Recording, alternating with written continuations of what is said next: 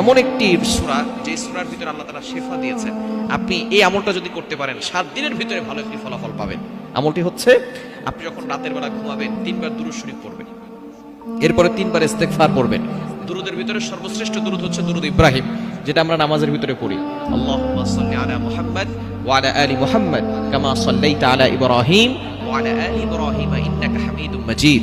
আল্লাহুম্মা বারিক আলা মুহাম্মাদ ওয়া আলা আলি মুহাম্মাদ কামা বারাকতা আলা ইব্রাহিম ওয়া আলা আলি ইব্রাহিম ইন্নাকা হামিদুম মাজিদ। এই দুরূদ ইব্রাহিম হচ্ছে যেটা নামাজের ভিতরে পড়ি সর্বশ্রেষ্ঠ দুরূদ।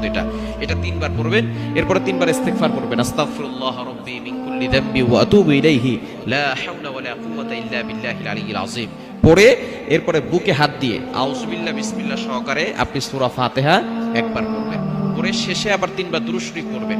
এরপর আপনি আল্লাহর কাছে দোয়া করবেন। এভাবে যদি টানা 7 দিন আমল করতে পারেন, আল্লাহ পাক রব্বুল আলামিন আপনার মনের সকল